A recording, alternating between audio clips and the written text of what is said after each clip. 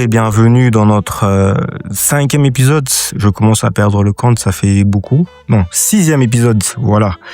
Aujourd'hui encore, on vous a ramené la crème de la crème. Alors pour ceux qui découvrent, il va se présenter pour nous et on va savoir à qui on a l'honneur aujourd'hui.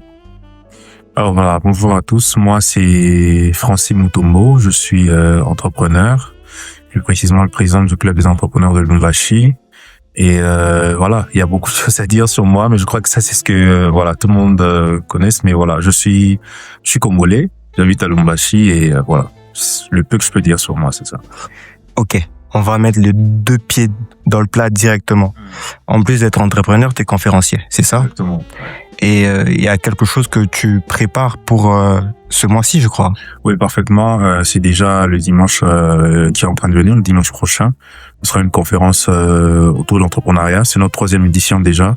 Et voilà, ça va se passer au Pullman. On aura plusieurs intervenants. Je crois que les affiches sont déjà sur les réseaux sociaux.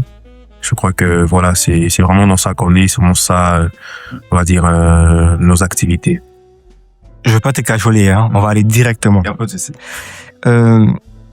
Ces conférences que tu organises sont un bon moyen pour réseauter. Pour toi, quelle est l'importance du réseautage?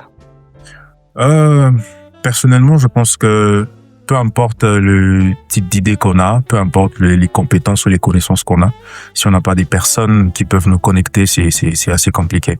Aujourd'hui, moi, personnellement, déjà avec toutes les activités que je fais, je dois avouer que le réseautage pour moi est devenu assez indispensable parce que voilà, vous savez, à un certain niveau de la vie, du business, même des activités, peu importe l'activité, on vit sur la terre des hommes, on a besoin des hommes. On a besoin de quelqu'un qui connaît un peu plus que nous, on a besoin de quelqu'un qui a une porte qu'on n'a pas, on a besoin d'une personne qui est à une position stratégique. Et des fois, même quand on peut être le plus grand de tous les génies, si on n'a pas cette personne, on n'accède pas à certains lieux, à certains endroits ou même à certains positionnements. Donc, moi, le réseautage, il est indispensable, en tout cas, que ce soit en tant qu'entrepreneur et même en tant qu'être humain. Dans la vie, on a besoin d'un cuisinier, on a besoin on a besoin d'un chauffeur, on a besoin de, différents types de personnes. Et donc, le réseautage, pour moi, il est vraiment indispensable, pour les humains, quoi. C'est très important les réseautages. Alors, pour préparer cette interview, cet entretien, j'ai eu le temps de parcourir tes réseaux, notamment ton compte Instagram et tes vêtements, les endroits que tu fréquentes, les gens avec qui tu t'affiches, rien n'est laissé au hasard. Je vois que c'est travail. Pour toi, quelle est l'importance du brand? Ah, c'est une très bonne question. Et je précise que tu es encore très bien habillé aujourd'hui et moi je suis en face de toi, je sais que tu sens bon. Donc il fallait le préciser. Compliment en tout cas, merci. Je dois avouer que moi personnellement, je crois que comme ça se remarque sur mes réseaux, pour moi la brand ou le brand, je sais pas trop quel article, mais voilà, c'est très très très important, surtout pour nous. Pourquoi je dis pour nous? Parce que moi, personnellement, j'ai eu la grâce assez tôt d'être placé devant les gens et de pouvoir diriger des jeunes, que ce soit à l'église, que ce soit dans la société, même justement avec le club des entrepreneurs. Et moi, j'ai toujours dit une chose, c'est que l'objectif de Dieu pour nous, ce n'est pas seulement qu'on réussisse. Je m'explique, c'est que quand vous réussissez, vous pouvez réussir pour vous en fait. Vous réussir pour vous, vous avez une belle vie, vous stabilisez votre vie et votre famille est mise à l'abri, ainsi de suite. En tout cas pour moi, ça c'est vraiment un premier volet de la réussite. Mais l'objectif de Dieu, c'est que nous puissions avoir du succès. Pour moi, quelle est la différence entre les deux? C'est que le succès va un peu plus loin que la réussite. Dans le fait où quelqu'un qui a du succès inspire, a réussi, mais sa réussite est en train d'inspirer. Il n'a pas réussi que pour lui, il réussit aussi pour que les autres tirent inspiration de sa vie. Et donc, aujourd'hui, moi, comme je vous l'ai dit, étant quelqu'un quand même un peu public devant les gens, ce que les gens voient définissent beaucoup déjà comment ils te traitent, définissent déjà beaucoup comment est-ce qu'ils te donnent certains accès, est-ce qu'ils te donnent du crédit. Aujourd'hui, comme vous l'avez vu, je rencontre des grandes personnalités et je vous assure que même eux, des fois, sont vraiment, on va dire, retenus par comment tu te présentes. Et j'aime bien les Anglais qui disent how you dress is how you'll be addressed. Donc, de la manière dont tu t'habilles, c'est de la manière dont on va s'adresser à toi. Bon, en anglais, c'est plus beau. Et donc, c'est un peu ça. Donc, pour moi, c'est hyper important parce que moi, j'appelle ça la première carte de visite. quand vous prenez soin de votre apparence, c'est votre première carte de visite. Vous pouvez ne pas être, vous pouvez ne pas être, je sais pas qui, mais voilà. Quand vous savez vous présenter, quand vous savez présenter ce que vous faites, vous attirez aussi des gens vers vous. J'étais retenu par rapport à la différence que t'as faite du succès et de la réussite et ta définition de la réussite. Par rapport à ta propre définition, est-ce que tu estimes que toi, aujourd'hui, tu peux dire que tu as réussi? Waouh, c'est une très belle question. Par rapport à ma propre définition, personnellement, je dirais que oui, j'ai réussi, avec beaucoup d'humilité. Je vais m'expliquer, c'est que pourquoi je dis que j'ai réussi, parce que aujourd'hui, je suis heureux d'une chose. Moi, j'aime les millions. J'aime les millions, j'aime la belle vie, j'aime toutes ces choses. Je n'ai peut-être pas encore ces choses-là, mais je suis content d'une chose, j'ai déjà découvert le chemin par lequel arriver à ces choses. Vous voyez? Pour moi, quelqu'un qui réussit, c'est quelqu'un d'abord qui commence par découvrir qui il est. Parce que la plus grande richesse pour moi d'un homme, c'est la connaissance de son identité. Quand tu sais qui tu es, en tout cas, c'est la mine d'or, parce que tout ce que tu veux avoir se trouve dans tout ce que tu veux avoir se trouve dans qui tu es, en fait. Quelqu'un qui sait qui il est, finit par découvrir en fait qu'est-ce qu'il y a à l'intérieur de lui. Vous voyez ça? Il y a même des choses que beaucoup de gens envient chez les autres, alors que des fois ils ont plus que ça en eux, mais tout simplement ils ne savent pas exactement qui ils sont. Vous voyez un peu? Et donc pour moi, ce pourquoi je dis que j'ai réussi, c'est vraiment d'abord le fait que j'ai découvert qui je suis. Et je peux vous le dire, aujourd'hui, je suis là où j'en suis aujourd'hui, mais je sais aussi où je suis en train d'aller. Peut-être pas totalement, mais je sais quand même. Et c'est très beau, c'est très glorieux. Voilà un peu. Déjà, en 3 réponses, tu as répondu à près de 7 questions que j'avais déjà préparées. Là, tu vas m'envoyer en freestyle, mais c'est cool. J'aime ce qui se passe là. Alors, tu es aussi coach en développement personnel. Est-ce que tu crois que tout le monde peut entreprendre? Est-ce que je crois que tout le monde peut entreprendre? Oui, je crois que tout le monde peut entreprendre. Ça, c'est ma réponse. Je crois que tout le monde peut entreprendre, mais il y a une nuance. Je ne pense pas que tout le monde peut réussir dans l'entrepreneuriat. Tout le monde peut entreprendre, mais tout le monde ne va pas forcément réussir dans l'entrepreneuriat. Faut pas me lapider, je vais m'expliquer. Vous savez, aujourd'hui, moi, quand j'ai, par exemple, commencé avec l'entrepreneuriat, voilà, c'est comme tous les jeunes, on voit, tu as une activité, tu vends quelque chose, ainsi de suite, et c'est bon. Mais après, quand tu entres dans l'entrepreneuriat, il y a énormément de points que tu rencontres et tu te rends compte que, c'est pas si facile que ça, en fait. Parce que quand tu te lances dans l'entrepreneuriat, à un certain moment, tu connais la solitude. Parce que des fois, tu viens comme moi avec des idées des fois folles que tu racontes à quelqu'un et il se pose la question, mais qu'est-ce que tu essaies de nous montrer alors que c'est même pas du tout ça. Il y a la solitude des fois qui entre en jeu.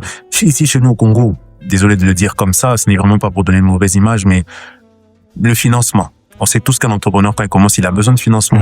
Et comment accéder à des financements ici chez nous de manière, on va dire facile en fait. C'est dans d'autres pays, c'est l'État directement qui a déjà des structures, mais ici c'est assez compliqué. Vous voyez ça?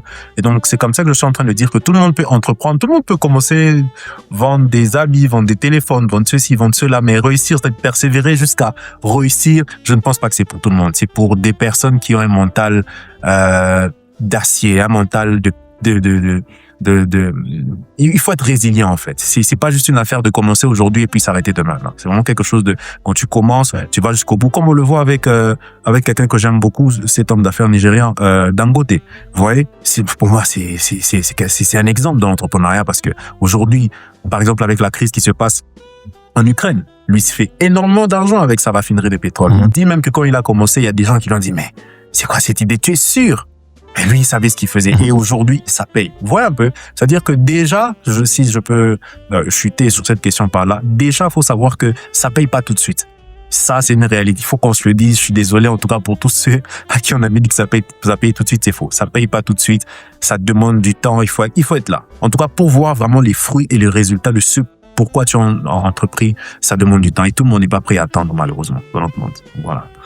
Alors, monsieur Francis, ok, solitude, mais quand on est, je veux savoir, tu parles de quel genre de solitude, quand on est aussi brillant que vous, aussi beau que vous, comment tu peux parler en termes de solitude? Tu parles de quel genre de solitude exactement? C'est encore une très belle question. Quand je parle de solitude, ce n'est vraiment pas quelque chose que je dis juste comme ça, mais je parle de quelque chose que j'ai vécu. Ouais. Et quand je parle de solitude, je vais essayer de trouver un mot qui va aller avec, mais je parle de solitude, on va dire mentale. Ok. Oui, on va dire mental. Parce Il y a des gens qui ne comprennent pas exactement ce que tu dis ou ce vers quoi tu tends. Exactement. Et il y a des gens même, vous savez, nous sommes dans une société des personnes qui on aime tous le confort quelque part, en fait. Tous on aime quand même le confort.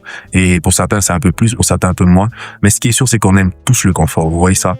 Et cette solitude mentale, elle est réelle. Surtout quand, en tout cas, si je ne dois parler que pour moi, moi, je l'ai vécu parce que moi, pour ceux qui me connaissent, je n'aime pas faire les choses à moitié. Soit je fais très bien, soit je ne fais pas. Ça, c'est vraiment moi. Et donc, pour ça, des fois, il faut se donner les moyens de le faire. Et des fois, il faut oser venir avec une idée qui va peut-être choquer tout le monde, mais tout le monde ne suit peut-être pas, tout le monde ne t'encourage pas, parce qu'il faut savoir une chose, hein. On peut être brillant, on peut être tout ce qu'on veut, mais on a toujours besoin de quelqu'un qui te dit, ton idée, elle est très bonne. Vas-y, continue, pousse. En tout cas, j'aime ton idée. Si tu persévères, ça va marcher, mais c'est pas tout le monde. Et le pire, vous savez pourquoi je parle même de ça, c'est que des fois, c'est dans la famille déjà. C'est surtout dans la famille, généralement. Avant même les amis, avant même les collaborateurs, ça commence dans la famille. Je vois, attends, excusez-moi, mais des fois, ton propre père, qu'est-ce que tu cherches? Voilà, on est dans une société tellement formaliste, si je peux le dire comme ça. Il faut étudier et être engagé, et puis avoir son salaire, gérer sa maison, gérer la nourriture, et puis c'est bon, on vit un petit confort. Et quand tu viens à quelque chose qui sort de ta zone de confort, on te pose la question, mais qu'est-ce qui te pousse à faire ça? Vous voyez un peu? Et je vais pas vous mentir, des fois, ce n'est pas le fait qu'on te dit que ton idée n'est pas bonne qui te détruit ou qui te casse. Mais des fois, c'est le simple fait que comment je peux dire ça? C'est que l'on essaie de te faire comprendre que tu n'as pas le droit d'avoir ce genre d'idée. Des fois, parce qu'on regarde d'où tu viens. Des fois, parce qu'on regarde ce que tu as. Des fois, parce qu'on regarde... Des fois, on te regarde juste d'apparence. On dit, mais est-ce que toi, tu peux... Voilà un peu. Et ça, je vous jure que ça casse énormément. C'est comme ça que je parle. Et c'est comme ça que je conclue en disant que des fois, pour aller loin, pour réussir, il faut accepter d'être seul dans sa tête, seul avec ses idées, arriver à se dire, OK, bon, tout le monde ne croit pas, tout le monde ne voit pas ce que je suis en train de voir. Je vais y aller seul. Et encore, ce qu'il faut dire de plus, c'est que voilà, quand tu y vas seul, c'est que tu dois être assez fort, assez persévérant pour te dire jusqu'à ce que ça réussisse et qu'il faudra que ça réussisse. C'est pour ça que je parle vraiment de solitude. Alors, la question que je vais te poser, normalement, tu as déjà répondu à la question sans vraiment répondre, mais j'aimerais que tu le dises encore une fois de manière formelle. Comment on fait pour choisir le domaine entrepreneurial qui nous correspond le mieux? Ok, ça c'est une excellente question. C'est une excellente question. Je vais aller sur deux volets. Le premier volet, c'est moi je dis toujours que la richesse se trouve dans le talent que Dieu vous a donné. Vous voyez ça? En tout cas, moi je le dis comme ça. Si on doit entrer un peu dans le domaine ecclésiastique, c'est que nous avons les dons spirituels qui sont pour l'édification et l'utilité de l'Église, et les talents qui sont pour l'utilité dans la société. Et ce talent-là, de manière expresse, Dieu vous l'a donné pour que vous puissiez vous faire de l'argent avec. Vous voyez, j'ai un exemple de quelqu'un qui est artiste, peintre, dessinateur, par exemple. Bon, après aussi, la vérité, c'est que c'est comme je l'ai dit, quand vous ne savez pas qui vous êtes et des fois, pourquoi Dieu vous a donné ce qu'il vous a donné, vous pouvez être pauvre alors que vous avez une mine d'or en vous. On connaît tous des dessinateurs, peintres, ainsi de suite, dans d'autres pays qui sont des millionnaires. On vend des œuvres d'art à des millions d'euros. Mais il y en a certains ici qui savent faire ça, mais c'est peut-être pas le même écosystème. On peut avoir le même talent, oui, mais l'écosystème n'est pas le même et du coup, ça nous favorise pas à faire de notre talent un métier. Personnellement, moi, je dirais une chose. Vous savez, je crois que c'est même dans le système éducatif, en fait, dans le, on va dire un peu universitaire de notre pays, c'est qu'on n'encourage pas beaucoup à l'entrepreneuriat. C'est vraiment, on vous apprend pour aller travailler pour, alors que c'est pas du tout ça, vous voyez. C'est pas du tout ça. Et moi, je le dis, on ne devient pas riche en travaillant pour quelqu'un. On devient riche en travaillant d'abord pour soi-même et en faisant ce pourquoi Dieu vous a mis sur la terre. Vous voyez ça? C'est comme ça qu'on devient riche. Parce que, vous le savez, vous avez un salaire de, peu importe le montant que vous avez. Vous voyez, ce salaire-là, vous avez une maison. Vous aurez sûrement des enfants. Vous aurez une femme. Vous aurez des charges, ainsi de suite, sans compter les impôts et tout ça. Et vous allez vous rendre compte qu'au bout du compte, vous serez toujours dans un certain cycle. Parce que les besoins de l'homme étant grandissants, forcément, aujourd'hui, vous avez une maison avec 2 chambres. Demain, vous voudrez 4 chambres. Selon le niveau que vous êtes en train d'atteindre. Vous voyez un peu ça? C'est comme ça que je suis en train de dire que une bonne manière de choisir le domaine dans lequel entreprendre, c'est d'abord de regarder quels sont les talents que j'ai. Est-ce que j'ai pas des talents naturels que je peux utiliser? Est-ce que j'ai pas des choses que Dieu a placées en moi que je peux utiliser? Parce que vous savez, une autre vérité, c'est que quand vous avez un talent, et que vous aimez ce talent, c'est la passion que vous nourrissez pour ce talent va vous nourrir. C'est fort ça, c'est une punchline. C'est une punchline. La passion que vous avez pour vos talents finira par vous nourrir. Vous voyez ça? Et donc ça, c'est le premier volet par lequel choisir un secteur d'activité. Mais le deuxième volet, on le sait tous en entrepreneuriat, c'est d'observer le besoin. Surtout ici au Congo, nous avons beaucoup d'opportunités, je vous assure. Une bonne entreprise, c'est une entreprise qui s'est assise pour observer, pour dire, OK, les gens n'arrivent pas à se déplacer d'un point A à un point B. Je peux mettre des bus pour que ces personnes puissent se déplacer. C'est juste un exemple.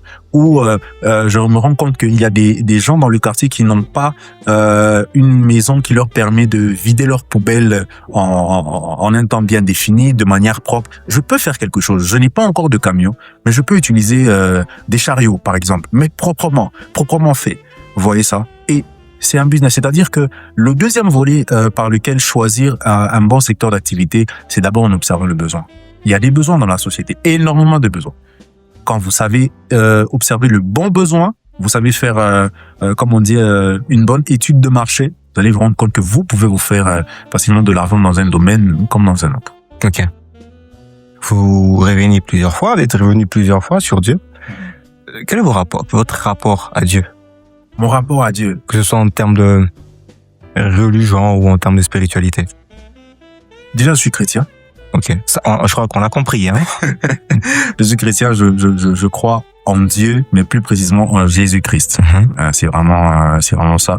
Je l'ai accepté comme mon Seigneur et mon Sauveur déjà très tôt. Et pour moi, sans Dieu, il y a rien en réalité. Et je vais même vous choquer, ça je le dis pas souvent, mais pour moi, même le business que je fais, c'est un service pour Dieu. C'est-à-dire que comme ce frère qui chante à la chorale, comme cette sœur qui fait son protocole, moi quand j'organise des conférences, je suis dans mes autres business, j'imprime, je suis dans l'impression aussi. Pour moi, c'est un service pour Dieu. Pourquoi? Parce que je me dis, Dieu m'a mis sur la terre pour un but. Vous voyez ça? Et ce but-là, c'est pas forcément seulement prêcher. C'est vrai que je prêche aussi, mais c'est pas forcément seulement prêcher. C'est pas forcément seulement chanter. Mais c'est tout ce qu'il a mis en moi que je dois rendre, en fait, à son peuple ou à la société. Vous voyez ça? Si aujourd'hui, j'organise des conférences et que les jeunes viennent, ils sont édifiés dans mes conférences, ils apprennent, ils prennent goût à l'entrepreneuriat, ils entreprennent et que demain ils réussissent, j'ai apporté quelque chose, en fait, au monde, à la société, ainsi de suite. Donc Dieu, en tout cas, vous parlez de Dieu là, on va changer de sujet. On va dormir ici carrément. On va faire une vidéo de 5 heures. Les dieux, c'est tout pour moi. Je disais à un de mes collaborateurs, depuis qu'on a commencé, je ne fais que dire, c'est mon seul partenaire et sponsor. C'est le seul. J'ai vu des choses qu'il a eu à faire pour moi, qu'un homme ne pourrait pas faire. Donc pour moi, Dieu, c'est tout. C'est tout pour moi, quoi. Ok. Je reviens encore une fois, t'es coach en développement personnel. Pour toi, c'est quoi ta définition du développement personnel? Ma définition du développement personnel, je dirais que c'est le processus par lequel l'homme, premièrement, se découvre, travaille sur ses capacités et ses compétences jusqu'à l'accomplissement de l'homme qu'il doit être. Donc, de manière, on va dire simple, je pourrais définir ça comme ça. Est-ce que tu peux diluer encore ta définition pour je sais. Le développement personnel, je veux dire, c'est vraiment le processus par lequel l'homme décide de travailler sur lui jusqu'à s'accomplir. Là, j'ai... Et tu penses que qu'est-ce qui agit comme une sorte d'électrochoc pour pousser quelqu'un à se développer personnellement? Ça, c'est vraiment une bonne question aussi. Qu'est-ce qui agit comme électrochoc? C'est... Vous savez, nous sommes dans une société et voilà, nous vivons avec plusieurs types de personnes et tout ça. Il nous est tous arrivé de regarder quelqu'un et de se dire « Ah, j'aimerais bien être comme cette personne. Ah, cette personne a réussi. Ah, cette personne a un niveau que j'aimerais bien avoir. » Et moi, je pense que c'est aussi un point très capital. C'est souvent lorsqu'on est face à des exemples. On est face à des personnes qui représentent pour nous vraiment des exemples. On se dit, j'aimerais être fait. C'est comme quand on grandissait, c'était les hommes musclés. Ah, j'aimerais bien avoir des muscles comme ça. J'aimerais bien. Des fois, c'était même juste, il a mis un t-shirt et ça le va bien. Vous voyez un peu. C'est vraiment, en fait, je vais dire quelque chose, ça me plaît. C'est que, moi, je pense que chaque fois qu'on est face à un prototype du type de personne qu'on voudrait être, ça agit automatiquement dans tous les domaines possibles. Chaque fois qu'on est face à un prototype du type de personne qui représente ce qu'on voudrait être, ça, c'est très fort. Ça, je vous le cache pas, c'est très fort. Même pour moi, ça agit comme ça. Donc, quand tu es face à quelqu'un, tu dis ça, c'est le type de personne c'est comme ça que j'aimerais être. Ah, ça, c'est très rapide. En dehors de Dangote que tu as déjà mentionné, quels sont les types de personnes que toi t'aimerais être? Ah, le type de personne que j'aimerais. Donne-moi 5 personnes. 5 personnalités. 5 personnes. Ah, je vais d'abord vous choquer parce que je suis devenu je fais la promotion de ceux de chez nous. Ok. Je vais vous choquer. La pote de Clément Zambiaday. Ok. Ouais. Et faudrait quand même, faudrait qu'on arrive à le caler aussi, les gars. Ouais. Faut qu'on s'organise pour ça. Je vous choque encore plus. En tout cas, chez les Congolais, c'est mal choquant, en fait. En fait, ils ressemblent tellement au type de personne que je voudrais être. Presque dans tout le domaine. Ok. C'est un serviteur de Dieu. C'est un humain. C'est vraiment un humain, on va dire, très humaniste. Et c'est un homme d'affaires. Et il arrive à équilibrer tout ça. C'est vraiment le type de personne en tout cas, au Congo, oui, c'est vraiment le type de personne que j'aimerais être. Ça, c'est de 1. Au Congo encore, je vais être un peu émotionnel, mon père. Ok. Ouais, je suis pas encore là, mais j'aimerais être comme lui. D'abord, je lui disais, comment tu as fait pour que pendant plus de 20 ans, tu es debout tous les jours à 5 heures, tu reviens à la maison à 18 heures, tu as un salaire de moins de, je sais pas citer, mais de moins, on vit, on mange. On a étudié dans une très bonne école, tous. Permets-moi de te couper, hein, mais je comprends exactement ce que tu dis parce que actuellement je suis dans une phase où il y a pas très longtemps. Permettez-moi de m'étaler aussi. C'est pas moi l'invité, mais quand même.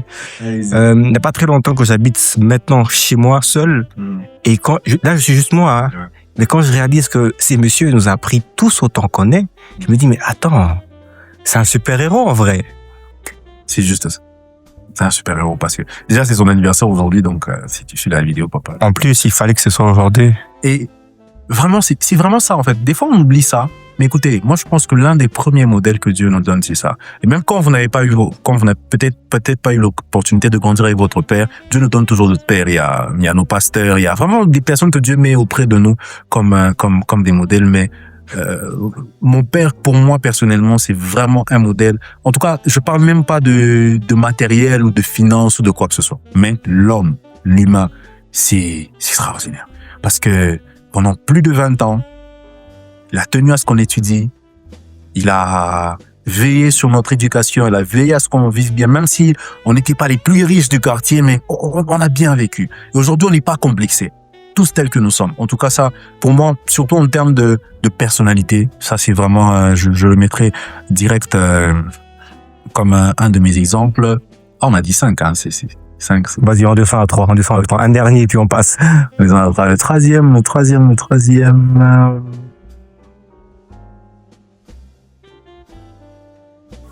Ah, ça va être chaud, hein. Ça va être chaud. Enfin, il y a beaucoup de personnes. Bon,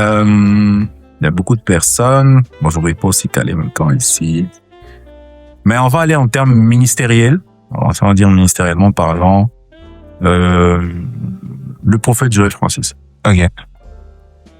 En termes de ministère. Ça va être pardon. Lui aussi, il faut qu'on le cale. Faut qu'on le cale aussi. En tout cas, lui, je vais vraiment sur le plan ministériel parce que moi, j'ai quand même pris le temps d'analyser un peu son ministère.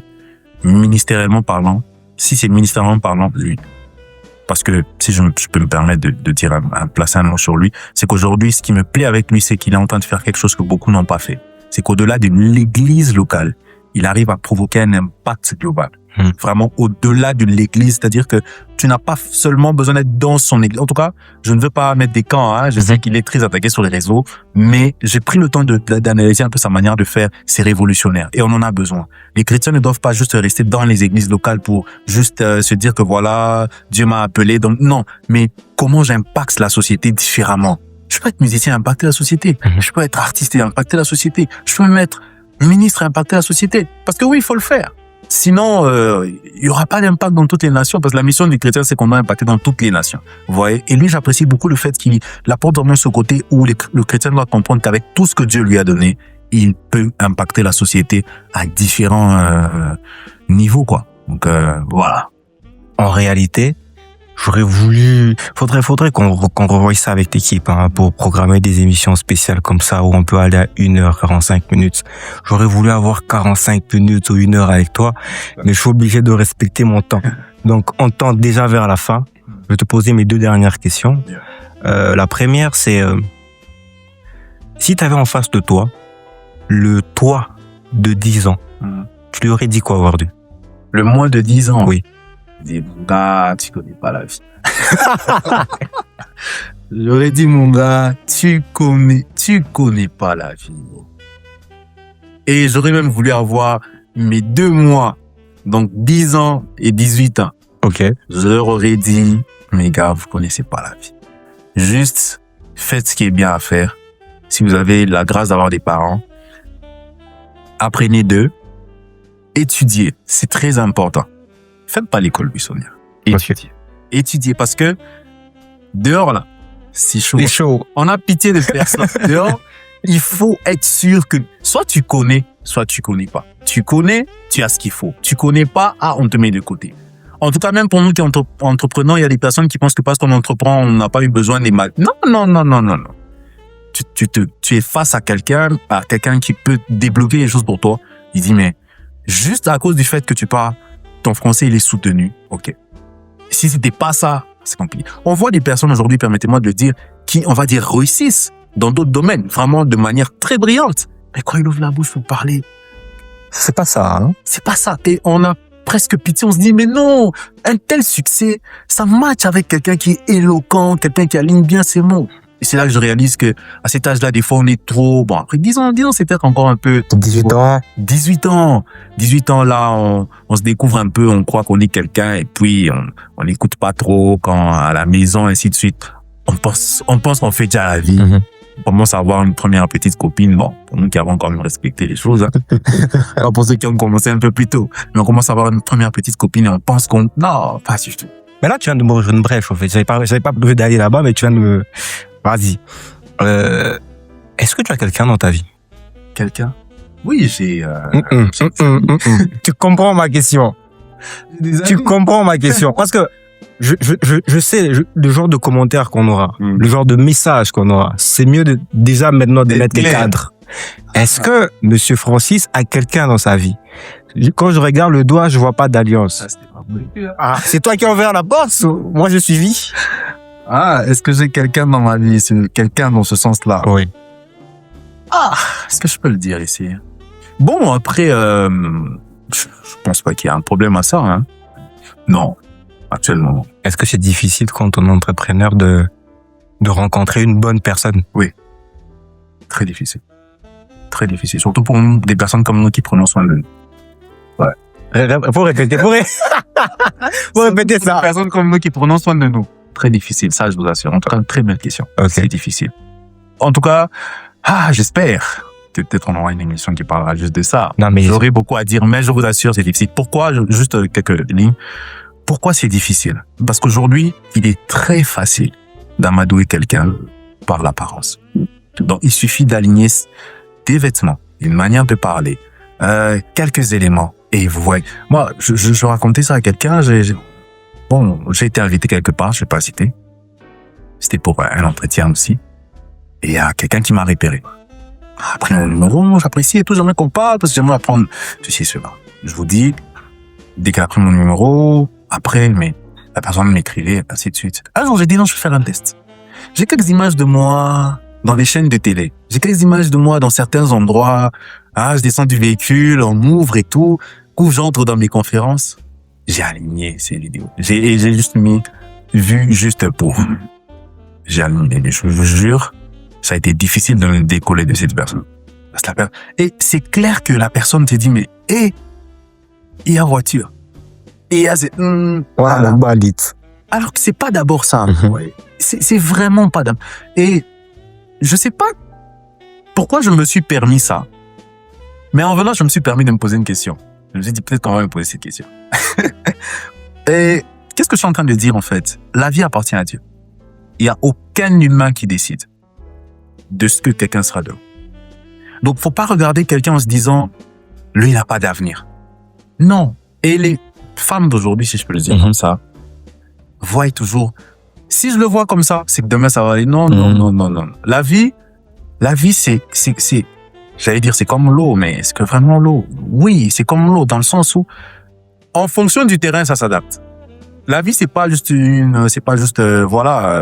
manière linéaire. Il y a des hauts, des bas. Et je vous dis, hein, la jeunesse actuelle du Congo, moi, je crois en elle. Il y a un potentiel de fou, en fait. Et si une femme doit juste se concentrer sur ce que je vois de cet homme aujourd'hui, elle se perd totalement. Parce que, ça, je vous le dis, hein, permettez-moi de vous le dire. Écoutez, c'est possible et très facile aujourd'hui d'amadouer quelqu'un. Même de montrer ce qu'on n'est pas. Donc, vous basez pas juste sur l'apparence. Essayez un peu et des fois, vous venez vers quelqu'un, vous voulez non, vraiment avoir je t'avais vu au boucher. Et comment tu m'emmènes chez Chicken King? Faut voir un peu ce genre de choses. Alors que vous avez juste besoin d'un moment simple, humain. Ouais, c'est difficile, mais tu vas me faire grâce. Je crois que cette émission est prophétique. Amen. Tu vas me faire grâce d'ici là. Amen. Alors, on est vraiment arrivé à la fin de la fin. Ici, on a un petit rituel. L'invité reçu laisse une question à l'invité qui sera reçu. Et donc, l'invité qui était là avant toi t'a laissé une question. Tu vas répondre à cette question. À ton tour, tu vas laisser une question au prochain invité. Alors, la question de notre invité qui était là avant toi, c'est comment tu te vois dans 5 ans? Comment je me vois dans 5 ans? Oh, c'était qui l'invité déjà? C'était un entrepreneur comme toi. Comme moi. Oui. Comment je me vois dans 5 ans, sincèrement? Déjà, je serai marié. Ok. Voilà. Obligé, je serai marié dans 5 ans. Je serai marié chez moi. Donc, dans ma maison. Ok. Très stable. Financièrement parlant, matériellement parlant. Très stable. Très épanoui, dans ma vie de foyer. Mais surtout ayant déjà inspiré beaucoup de jeunes. Beaucoup de jeunes. Et peut-être ministre. C'est bon, on retient. La première fois qu'il a dit ça, c'était dans l'entretien, hein. Ok. Oui. Vraiment ça, je vous ai ouvert mon cœur. Vraiment, oui. Dans 5 ans, ouais. Je me vois vraiment là. Parce que je crois que vous l'avez remarqué. Je vis pour inspirer. Pas forcément parce que je suis plus spécial que d'autres personnes, mais parce que j'ai compris que c'est ça le sens de la vie, en fait. Vivre, oui, réussir, oui. Avoir une belle vie, oui, mais laisser un message, un héritage, aspirer en fait nos générations, parce que j'ai compris que le message le plus éloquent, c'est pas celui qu'on dit, mais c'est celui qu'on est. Ok. Quand quelqu'un peut vous voir et dire, ok, lui, il a atteint, lui, vraiment, il s'est dépassé, je peux devenir, oui, là, votre vie, elle a inspiré. J'avais dit que c'était fini avec les questions, mais pendant que tu parles, j'ai une dernière question que j'avais prévue. Il faut qu'elle sorte, celle-là. Tu es le président. C'est ça le problème. Tu es le président du club des entrepreneurs. Pour toi, quelle est la plus grande qualité pour un bon leader? La plus grande qualité pour un bon leader. C'est une excellente question. La plus grande qualité, le mental. Faut avoir un mental très fort, mais très fort. Et je sais de quoi je parle. C'est-à-dire qu'il faut être ce genre de personne qui se prépare à perdre. Non pas seulement de l'argent, mais des gens. Parce que moi, j'ai toujours dit une chose. La plus grande richesse que vous avez, c'est pas l'argent, mais c'est les gens. Parce que quand vous avez les gens, vous avoir l'argent. Et si je peux encore renchérir, c'est que quand vous avez des bonnes personnes, vous êtes riche, très riche. Mais, en est-il que la vie n'est pas un chemin pavé. Donc, vous allez perdre. Préparez-vous à ça. Donc, un bon leader, c'est vraiment celui qui a travaillé son mental. Oui, aujourd'hui, je suis tel que je suis, mais demain, je peux perdre. Je peux perdre des personnes, je peux perdre des personnes que j'ai aimées, je peux perdre des personnes dans qui j'ai eu confiance, et ça peut ne pas marcher toujours comme je le veux, mais je dois avoir mes yeux fixés sur où je suis en train d'aller. Parce que je dis toujours une chose, l'échec ne vous éloigne pas de la réussite. Au contraire, l'échec vous rapproche de la réussite. Parce que si vous avez échoué dans un domaine, c'est que vous vous êtes suffisamment rapproché du succès. Mais le succès s'est rendu compte qu'il vous manquait encore quelque chose. Et le succès vous a demandé de rentrer. C'est faux. Vous n'êtes pas loin de la réussite quand vous échouez. Vous êtes encore plus proche. C'est-à-dire que quand vous allez réessayer, sachez que vous ne repartez pas sur les mêmes bases. Là, vous en savez un peu plus et vous savez exactement quoi faire. Et forcément, mais forcément, vous allez réussir. Donc vraiment, pour moi, la plus grande qualité, en tout cas, on peut monter, descendre, trouver des qualités ici et là, mais la plus grande, le mental. C'est fort. Donc, c'est sur ça qu'on va se laisser parce que sinon on finit pas. Tu vas poser ta question pour l'invité qu'on aura prochainement et il va répondre à ta question. Je vais poser une question difficile, elle est venue comme ça. Qu'est-ce qui, selon lui, fait que jusque-là, il n'est pas encore la personne qu'il aimerait devenir? Ça, c'est fort, ça. C'est bon, on retient la question. Alors, nous sommes arrivés à la fin. Là, c'est la fin. Vous l'avez sûrement compris que c'était très intéressant cet échange, cet entretien. Pas que les entretiens précédents étaient pas intéressants, mais celui-ci, il était spécial, on va le dire. Alors, je suis heureux de vous. Nous sommes heureux, moi et vous. Bien sûr. D'avoir offert cet entretien. Et bien évidemment, c'est pas le dernier. Il y en aura d'autres. On aura l'occasion de se revoir encore et encore. Merci à vous d'avoir regardé cet épisode. Likez, commentez, partagez. On se retrouve au prochain épisode. C'était Kiyotaka au micro et Nocif derrière la caméra. Bonne fin de soirée, de journée, de week-end à vous. On se revoit prochainement. L'entretien.